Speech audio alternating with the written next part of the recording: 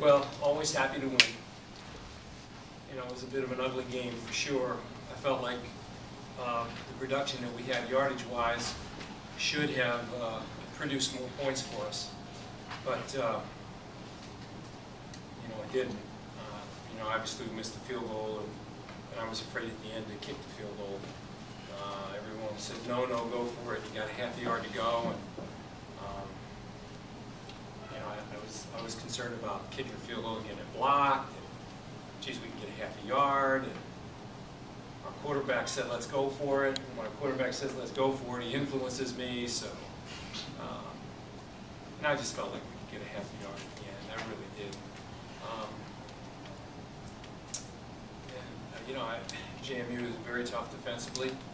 I thought we really did a good job pushing the ball up and down the field. I mean, we just should have produced more points than we did. So, you know, I just have to be happy that we won the game. I always tell everybody when we win a game, be happy. I'm as happy as I can be having won the game because, you know, I thought that we kept a pretty good football team in the game because we didn't convert some things. But all in all, you know, I told the players on Friday, I said the name of the game in the CAA is survive, move on, and that's basically what we did.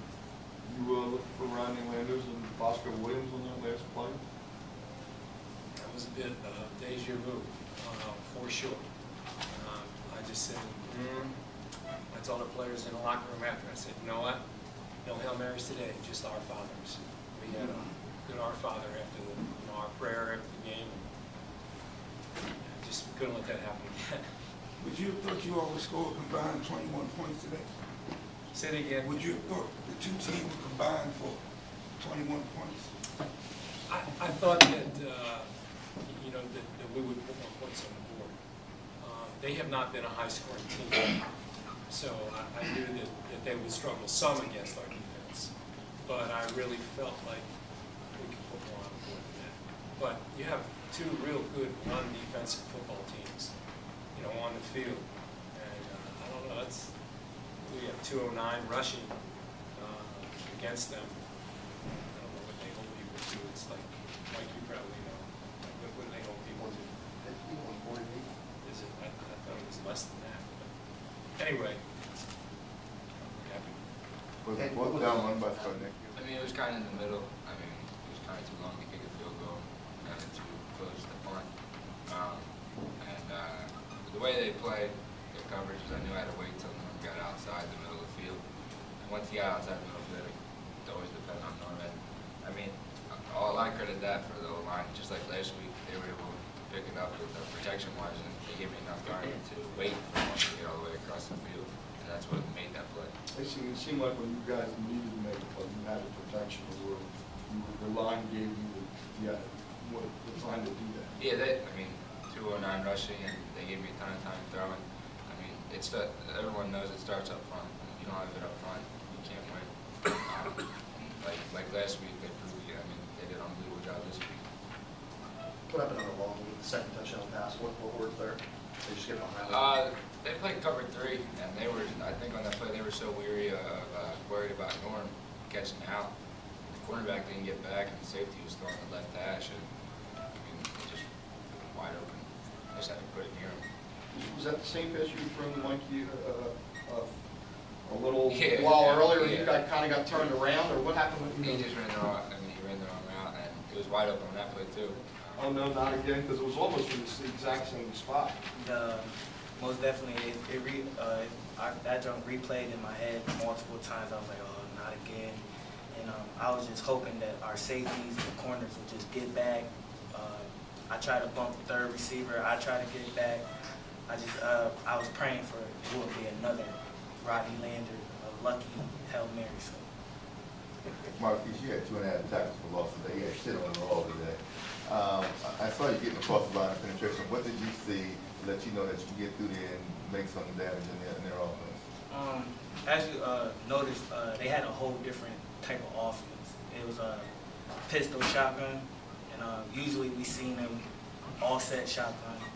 Usually when we looked in practice, the line was zoning opposite of where the play was going. So they wanted our front six to get out of position so they can just, you know, play off the lineman. And they came out with a different wing T type of formation. So I mean, it was type different, but really we just keyed on the backfield, really, you know. So we had a good scheme for that, and we just played hard.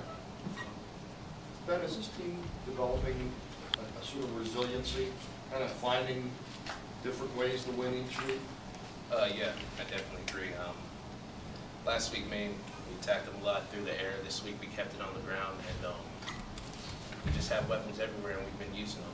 You know, when one guy falls down, Matt Caesar, another fourth step up, Angelo Barbaro, Aaron Ball, Dorian, Norman, and you know, we're going to continue to just keep doing what we do. We're in the heart of our schedule, and this is what we're going to have to do to win games, switch it up. Is that We more? played hard. Biggest plays in the game were in the first half. And Faith Punt was a great call with their coaching staff. Very good play by them. The knockout, hit out of bounds was huge against us. You know, it led to their, and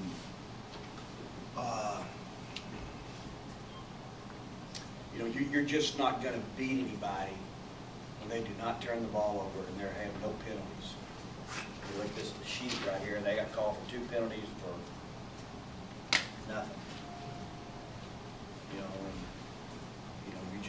you're not. I will put odds that Villanova will not lose another game if they do not get called for any penalties and they do not turn the ball over. You're just not. You have to try to lose. But I thought our kids played hard. I thought it was the best effort we've given this year. I thought they really were good in the offensive line. I thought it was the best offensive line I'd seen in the history of the conference. I still think that. You know, I'm very proud. You know, we were wounded. We left our best defensive lineman. You know, we were playing guys. We took 2 kids off the red shirt this week to play the defensive line because that's just all we have. We couldn't make a big play against them. You know, we were really trying. But you just, you know, when the other team doesn't get penalized, it's awful hard to compete with them. Just very difficult. You know, we go through this every week. That was doing. I thought Villanova played very well. If we're rolling, of course, we were so wounded up front. You know, you got 320 blocking 230. You know, we had one kid out there with a broken hand trying to play. You know, just all we got. But I really think their offensive line. I just, you know, that's when they get to running that play. You know, they're so big up front. And I think they're very well coached. Obviously. What do you say about your time? They blitz from our right side, so I had to get rid of it kind of quick. You know, desperation play. So put it up there, hoping to make a play, and you know, we just came up a little short. Obviously, you career for Rodney and Bosco's. Yeah. Do you think about that? I mean, you got so much on your mind. Do you think about that at all? Well, I mean, obviously, I remember that game and remember that excitement. You know, I wish we could have pulled it off. I feel like it's just one play every drive almost that is kind of holding us up. You know, a few times we had opportunities to score. And we got the ball off the 1-yard line again. We just got to keep fighting. I felt like our offensive line played great. And they played really hard. Our backs ran hard. Receivers caught the ball in many plays, and you know, just need to put more points in. But, Yes. we'll bounce back. And,